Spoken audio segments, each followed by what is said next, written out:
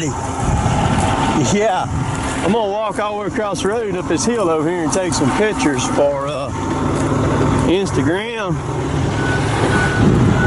where you can kind of see how we got it laid out. I still got wood up here on top of the hill up there too. You can see I got logs behind the loader. All that's logs. Putting pulpwood tops, chipping saw, and starting another pile of pine pulpwood right there. Chad on the 630.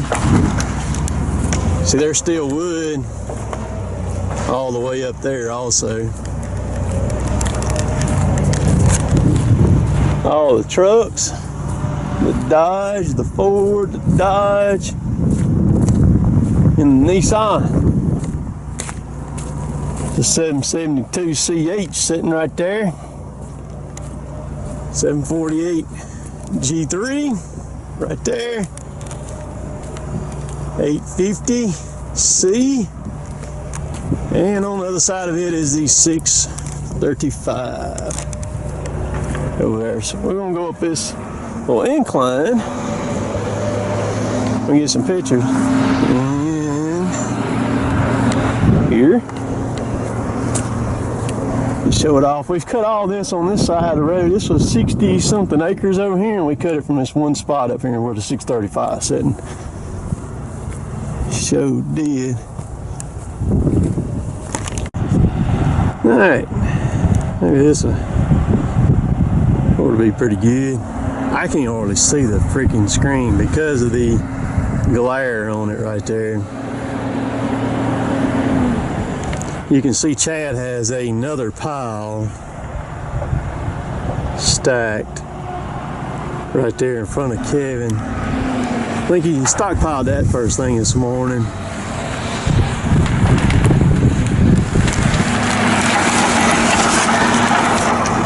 It's kind of a bird's eye view of the deck there. Yes. We'll walk back across. This is the county road right here. And it's chilly today. Back over here, crawl back up in my loader.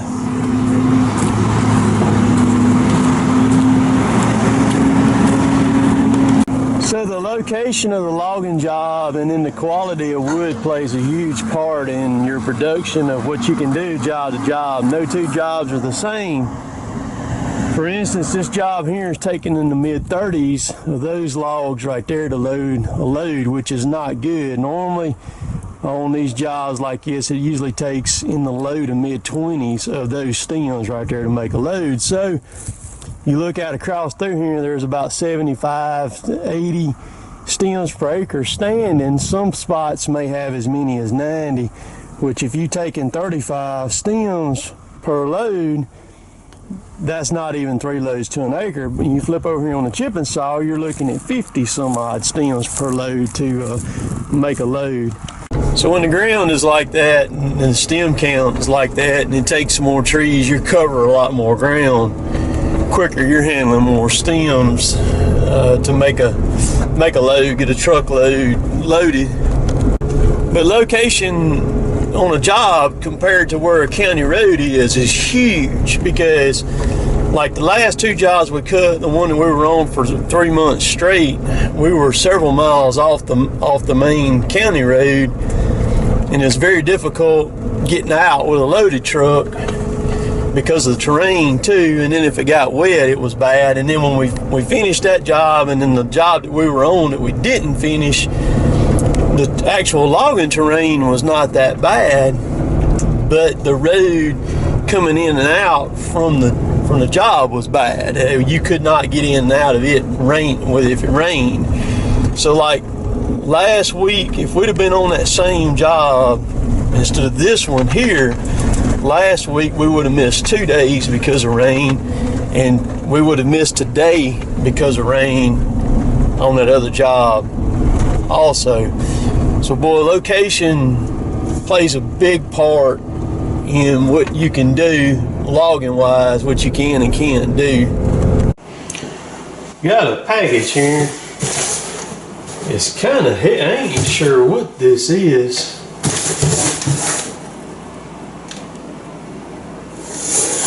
Come from California. It says Cotton Top 3 on it too, so let's see what's in this thing here.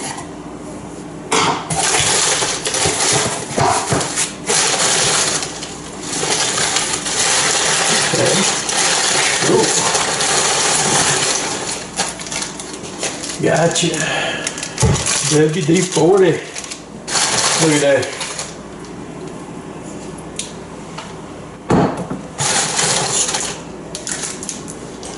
And some WD-40 grease too.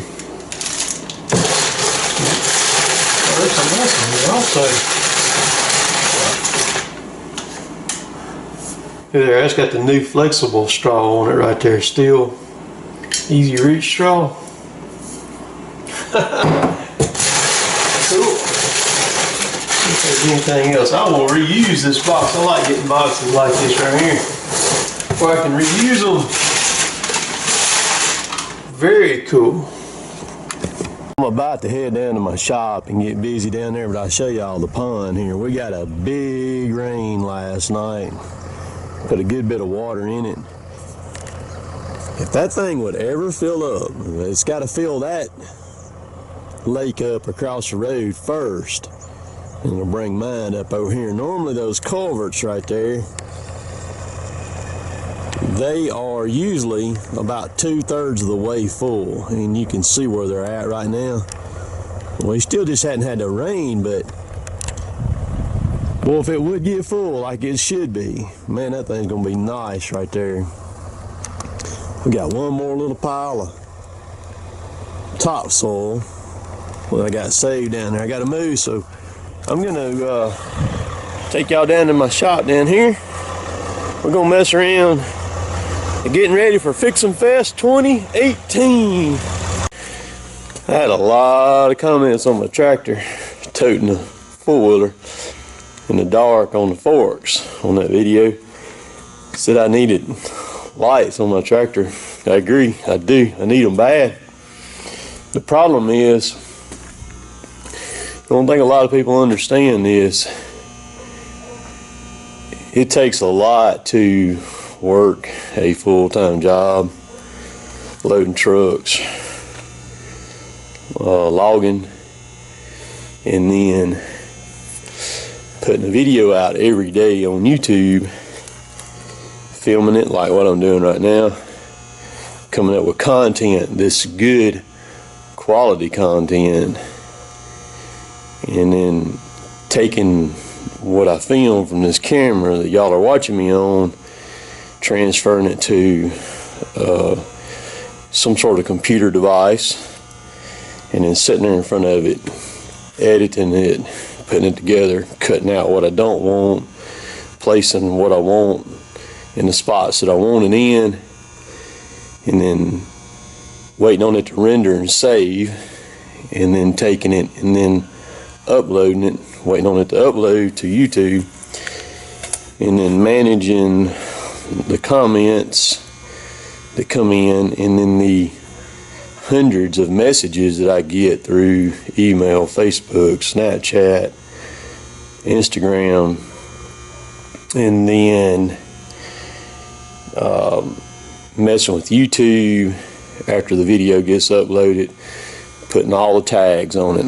I fill up the tag box with tags, tons of tags, putting a description there a little bit, and then building a thumbnail for the video too, and then waiting to see if YouTube is going to restrict the video, and then I'm going to have to request a manual review before I publish it, which I really hadn't been having that much trouble with that in the last about nearly 2 months now, I guess.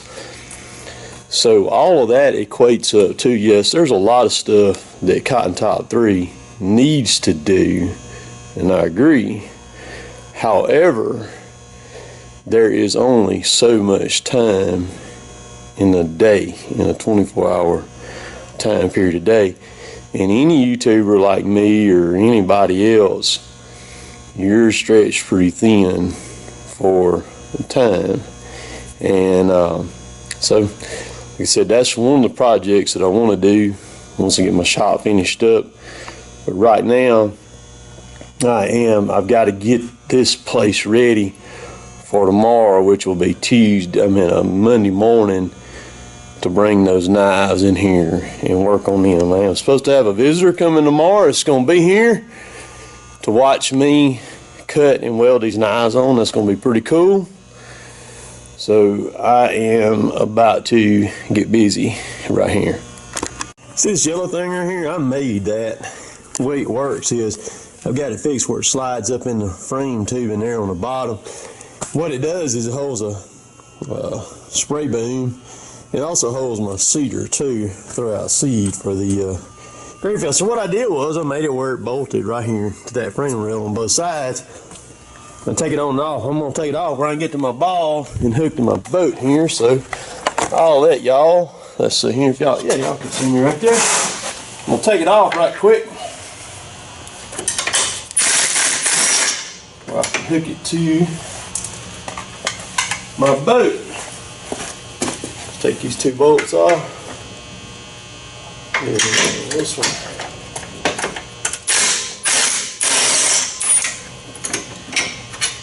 This is a little 1/4 inch impact from Milwaukee.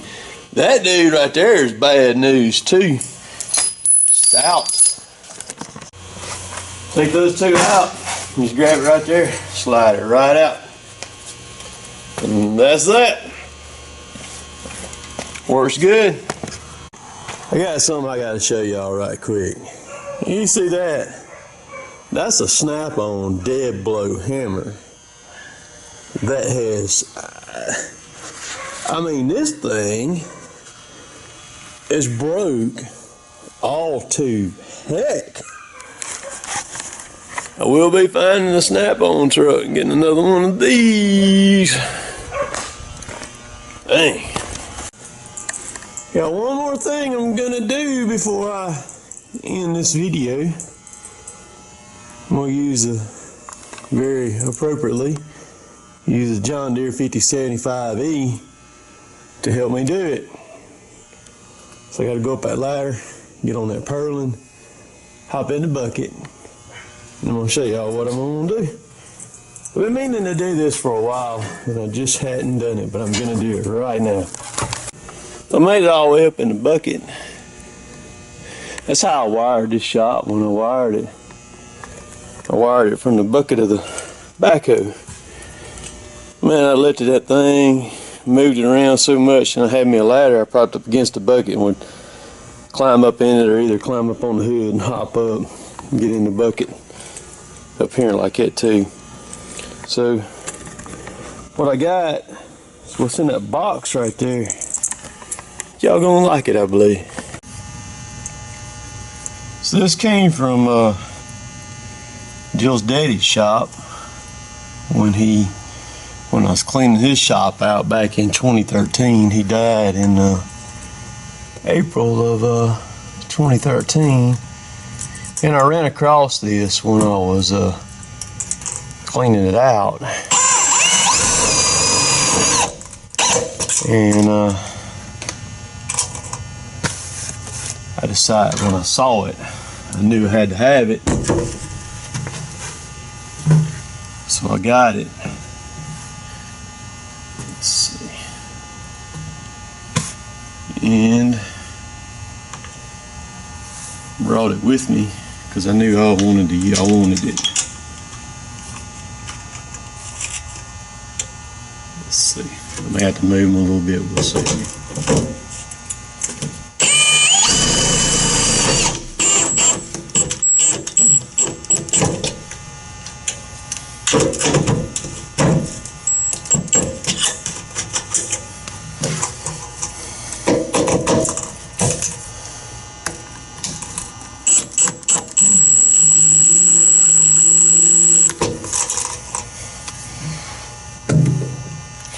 Still, a lot of y'all gonna like this right here.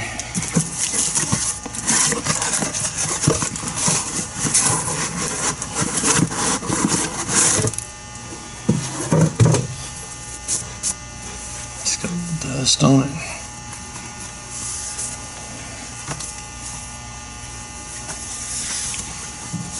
Oh, this one is big. I'm gonna have to, wow.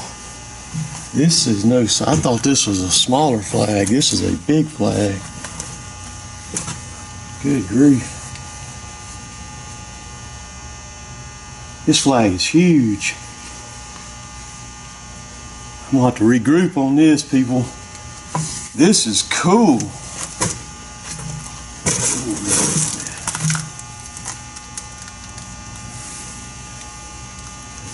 Doggone, man, this is gonna be really cool.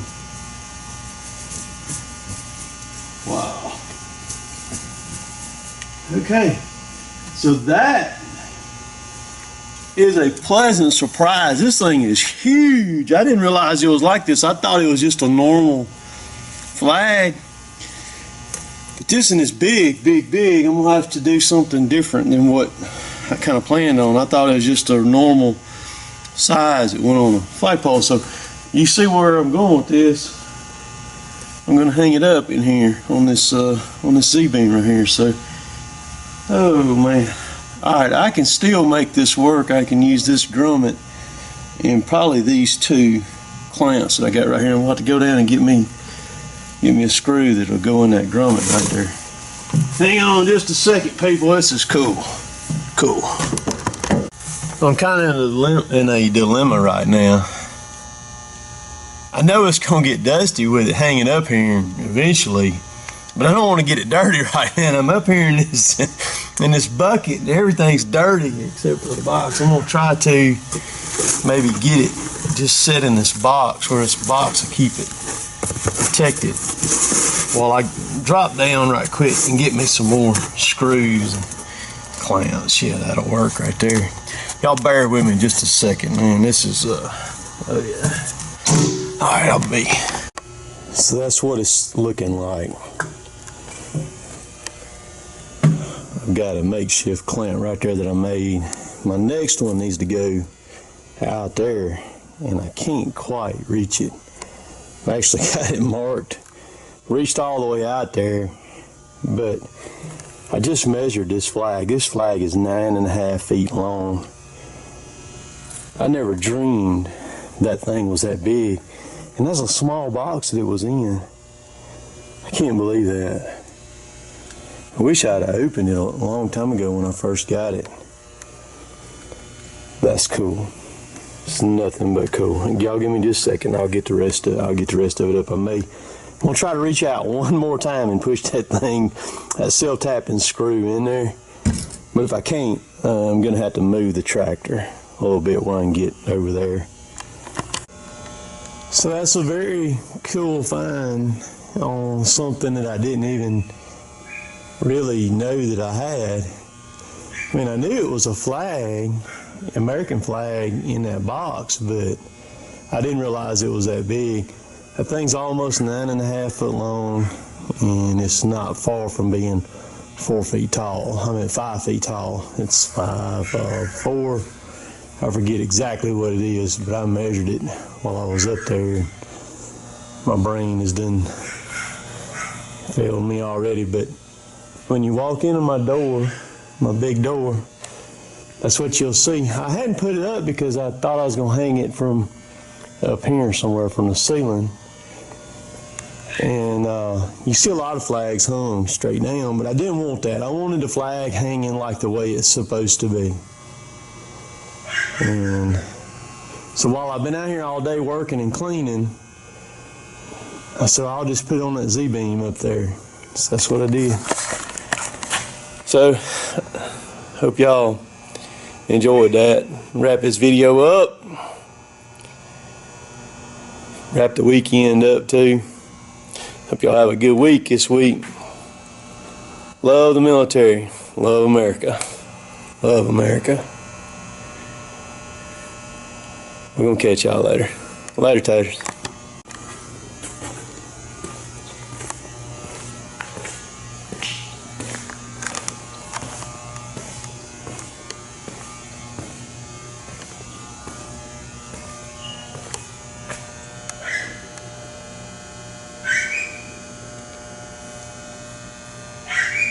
Y'all comment down below and let me know what you think.